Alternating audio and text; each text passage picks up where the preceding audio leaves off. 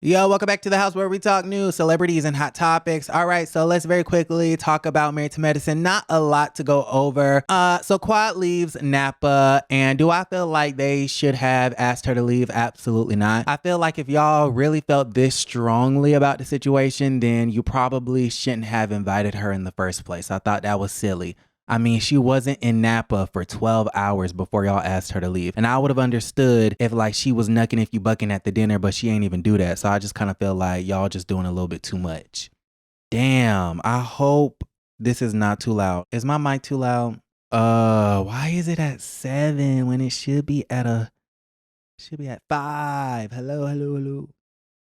I hope it's not too loud. Okay. Let me just move on. I'll check it, fix it later. Okay, so Quad leaves. Quad and Simon. If y'all care for an update on how Quad and Simone is doing, because remember in last week's episode or 2 weeks ago, we saw that Simone was the mouthpiece to let Quad know that she's no longer welcomed in Napa. So if you guys were wondering how Quad and Simone were doing, according to Simone on Watch What Happens Live, she basically said that they don't talk, that they weren't talking when they got back to Atlanta after Napa, and then they were talking for a few months, and then recently, now that the show is airing, she's doing interviews with the bloggers. She's referencing Carlos King, and she's talking and stuff like that, and you know, the whole debacle, they are not really getting along once more. They're not talking anymore, and I just found it interesting that she was on Watch What Happens Live calling Carlos King a blogger. Now, I'm just messy, but did y'all catch the tea when Andy, a few weeks back, this was probably like a month ago, he was like, "Oh, Heavenly, are you going to talk about the girls on your YouTube channel?" And she goes, "Yeah, every Monday night or every Tuesday night with Carlos King." And then maybe like a week or two after that, remember when Carlos King interviewed Quad, and then the next day, Heavenly and Carlos went on to her channel and things like that, and she basically called Carlos King a wannabe Andy Cohen. I feel like it's so awkward whenever they mention Carlos to Andy and whenever they mention Andy to Carlos. Because why do I feel like it's some unspoken... Listen, I'm not trying to pit the brothers against each other, but I just kind of feel like we all want to know. Okay, how Nene said, we all want to know. How did you get your own spinoff? We all want to know. Anyways, moving right along. So Sweet Tea has nothing in common with the ladies because they're her grandmother's age, which I found to be really interesting given that she is married to a man that is the age of these ladies. So Sweet Tea, I would love to talk to her one day. What do you have in common with Gregory? Moving right along, Jackie is talking about, they're at dinner, and Jackie's talking about her stint with Kamala Harris and Black maternal mortality rate. And she basically, and I quote, said, "We talked about issues that are close to home." It's interesting that Jackie's talking about issues with the vice president that are quote unquote close to home, but yet she allegedly doesn't take Medicaid, and that's what Kamala Harris is pushing for, the expansion of Medicaid. Listen, I don't know a lot about insurance and Medicaid and Medicare and doctors and money and all of those things, but I mean, I do know that 1 + 1 = 2. I don't know much about algebra either, but I do know that 1 + 1 = 2. And you're trying to make 1 + 1 = 3, and it don't equal that. Anyways, moving right along. So Sweet Tea, piggybacking off of that conversation about, the Black maternal mortality rate, she said a lot of Black women are dismissed. Okay. And that was ironic because we do know that Jackie was the one dismissing a lot of Black women.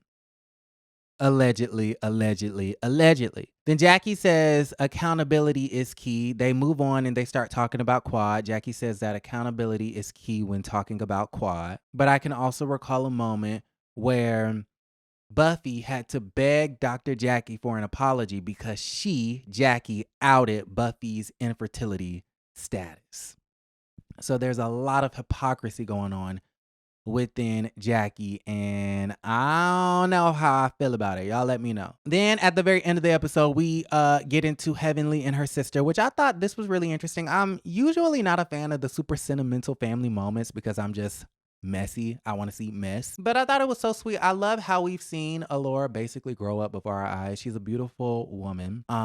Really good head on her shoulders. And you can tell that Heavenly is such a great mother and she's raised her up to be, just a great young lady, like I said. And I thought it was really interesting how Alora, right, is her name, went up to her mom and basically said, I'm going off to school and you're going to have more alone time and more time to yourself. And I want you to try to maybe cultivate a relationship with your sister. And we do know that Heavenly and her sister have never seen eye to eye growing up, being raised up together.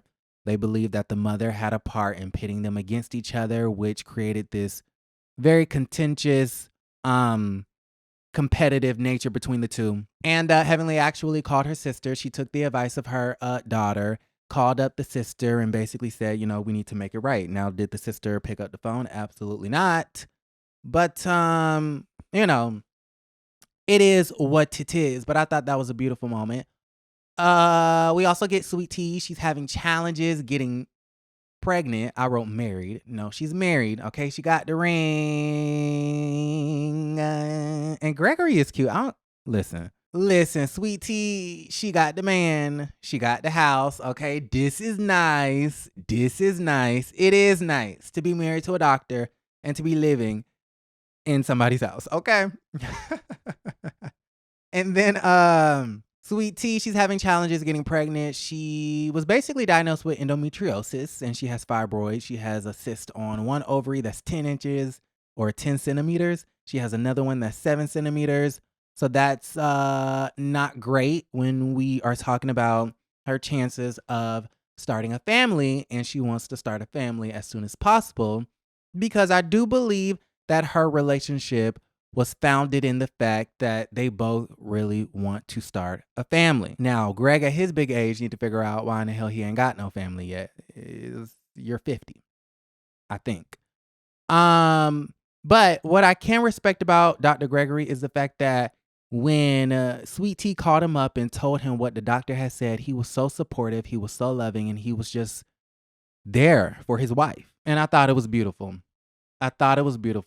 He said and did everything, as far as I could see, everything that a husband should. Extremely, extremely emotionally supportive, and I love that for Sweet Tea and their family. So I hope that they can figure that out soon. Heavenly is back onto the Sweet Tea train. I guess she's offended that Sweet Tea got up on the TV show and basically called the women a bunch of grandmas, all right? And so my whole thing is, Heavenly, it's funny how you get so offended at somebody calling you a grandma, but you have literally gone on your platform onto YouTube with Carlos King and everybody else and basically said that her body looks like a 67-year-old.